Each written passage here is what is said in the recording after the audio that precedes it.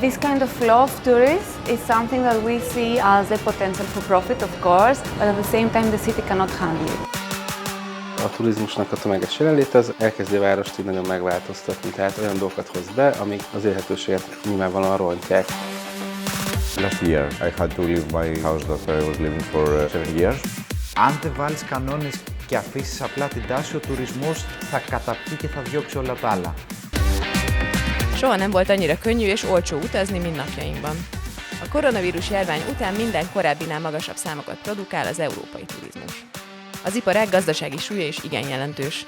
Az EU GDP-jének 10%-a innen származik.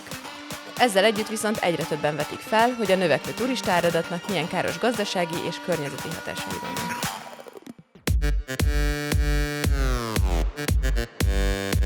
Idén nyáron ez a kérdés minden korábbinál jobban kiéleződött. Sorozatunkban 3 népszerű európai úticélt látogattunk meg, ahol a helyiek már besokaltak az iparág vég nélküli növekedésétől. A harmadik részben a görög fővárosba, Athénba látogattunk.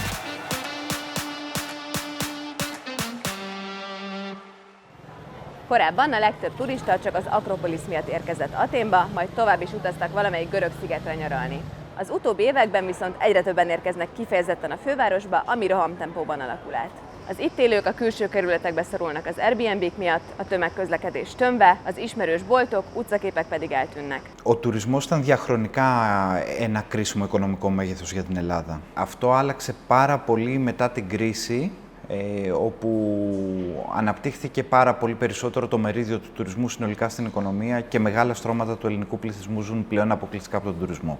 This kind of flow of tourists is something that we see as a potential for profit, of course, an easy profit, somebody can say, because you promote more, you have more, so it's really massive what's happening, but at the same time the city cannot handle it. Athénba 2017-ben még 2,5 millió turista érkezett. A tavalyi évre ez a szám 7 millióra nőtt. Közben viszont az ide érkezők fejenként kevesebbet költenek, mint korábban. Έχουμε μειώσει λίγο την ένταση της προβολής με στόχο να έρθουν όλο και περισσότερο τουρίστες και έχουμε δώσει έμφαση στη διαφοροποίηση του είδους του τουρισμού, λιγότερη ενδεχομένως αλλά καλύτερη, έτσι ώστε να φέρουν αρκετά υψηλότερο εισόδημα παρά μικρότερο εισόδημα και από μεγαλύτερο αριθμό τουριστών. Görögországban úgynevezett aranyvízumrendszer működik. 250 000 eurónyi befektetésért cserébe uniós tartózkodási engedélyt lehet vásárolni. Az, hogy a gazdag külföldi befektetők felvásárolnak athéni ingatlanokat, hozzájárul a lakhatási válsághoz, mert így sokkal kevesebb a megfizethető és elérhető albérlet. Last year I had to leave my house that I was living for 7 years with my wife. I was living in Pagrati, a neighborhood that is really gentrified during the last 5 years. The landlord, who is a Greek American, informed me that he wanted to renovate the apartment and to put it in the Airbnb market. So I had to leave on a very short notice and find another place to go. Vasilis csak 2-szer olyan drágán talált magának albérletet egy másik kerületben. A lakhatási válság olyan súlyos problémává vált, hogy a korábbi főpolgármester jelölt szerint komoly reformokra lenne szükség. Εμείς λέμε ότι αυτή τη στιγμή στην Ελλάδα υπάρχει ένα κενό και ακόμα και εταιρείες μπορούν να κάνουν χρήση της βραχυχρόνιας μίσθωσης. Δηλαδή μπορείς να έχεις μια είτε ελληνική, είτε ισραηλινή, είτε κινέζικη εταιρεία που αγοράζει ένα ολόκληρο μπλοκ και το μετατρέπει σε διαμερίσματα βραχυχρόνιας μίσθωσης. Εμείς λέμε ότι αυτό πρέπει να απαγορευτεί εντελώς. Δηλαδή οι εταιρείες δεν πρέπει να έχουν πρόσβαση σε βραχυχρόνια μίσθωση. Το δεύτερο ζήτημα είναι να μπει και πολύ αυστηρό όριο στα φυσικά πρόσωπα. Δηλαδή δεν μπορείς να έχεις έναν ιδιοκτήτη ο οποίος να έχει 15 ή 20 διαμερίσματα σε βραχυχρόνια μίσθωση. Εμείς λέμε ότι το όριο πρέπει να είναι πολύ αυστηρό και να είναι το πολύ 2 διαμερίσματα ανά ιδιοκτήτη. Πρέπει να απαγορεύσει τον κόσμο να επισκέπτεται, αλλά πρέπει να γίνεται με όρους που σέβεται και τον κάτοικο και αυτόν που έρχεται στην Αθήνα. Az athéni belvárosban nem csak a lakhatással van probléma. Azoknak a helyi vállalkozóknak is nehéz talpon maradni, akik nem a turistákat szolgálják ki. This isn't the first location of our store. Actually, we just moved here. We're only here for a week. Kalumira ékszerüzletének azután kellett elköltöznie, hogy egy külföldi befektető az egész épületet megvette, Airbnb apartmanokat nyitott, a bérleti díjat pedig jelentősen megemelte. Our customer is the Greek customer. It's really difficult to keep up with all this tourist development. It's really important for me to keep this neighborhood alive with other things, with local businesses that for all these years were giving this area this character. This is the reason that people come here.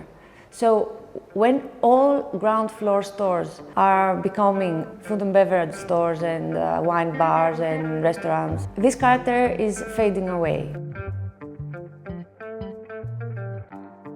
És ugye itt az a probléma, hogy a turizmusnak a tömeges jelenléte az elkezdi a várost így nagyon megváltoztatni, tehát olyan dolgokat hoz be, amik az élhetőséget nyilvánvalóan rontják. Feltűnik nekünk, hogy vannak szolgáltatások, amik pont kétszer annyiba kerülnek, mint mondjuk eddig kerültek, és ez azért tud megélni, mert van egy olyan réteg, aki csak egy pár napra van itt, és simán belefér neki, vagy eleve olyan régióban jön, ahol magasabb árszínvonalú dolgok elfogadhatóak. Ha én megyek abba a boltba, és ott élek, és ezzel szembesülök, ez egy napi szintű probléma. Vannak, akik azon dolgoznak, hogy megmutassák Atén eltűnőben levő arcát. Közéjük tartozik a városi sétákat szervező Natasha. So I wanted to hide and get lost in these places, and the passageways, they are somehow like a time capsule of Athens. So they're more calm, they're more original, more genuine. You see people who love what they're doing, they perfect their skills, they care about their neighborhoods, it's like a family. So these are qualities that I was missing from the street level. Full of cars, full of noise. So it was my way to find my own Athens, and at the same time it was a way personally for me to find my roots. All the signs of Athens, find the typography of Greece, the uses of the shops that used to be around, and so on.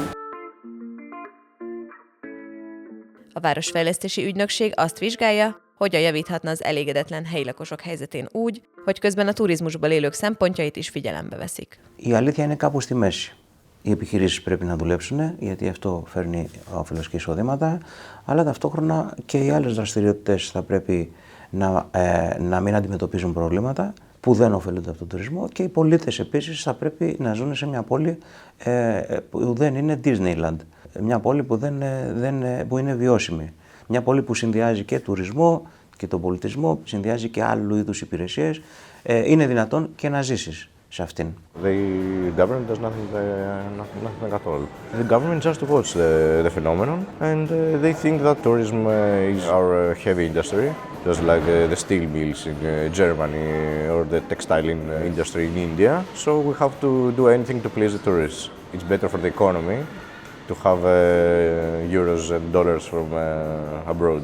Το κυβερνητικό επιχείρημα είναι ένα επιχείρημα το οποίο μιλάει γενικά για τα καλά της οικονομίας και του τουρισμού και όλα τα κέρδη τα οποία αυτό αφήνει πίσω. Και παρουσιάζει και τον τουρισμό και το real estate και ως μια μορφή επενδύσεων που έρχονται προς τη χώρα. Αν δεν βάλεις κανόνες και αφήσεις απλά την τάση, ο τουρισμός θα καταπιεί και θα διώξει όλα τα άλλα. But we haven't thought of other issues like climate change. Like this year we cannot even walk in the city. So I think this is going to be quicker than over-touring. So we're not going to discuss this kind of problems in 2 years or in 3 years. But I think there's more people like us that they have this kind of questions. The new generation is coming up, like students that I have, I see that they think differently. And I think and I hope that this is going to shake the whole situation now. I feel that we're just the fools that we think we know everything and we're going to, get rich and so on. But the answer is somewhere else, I guess.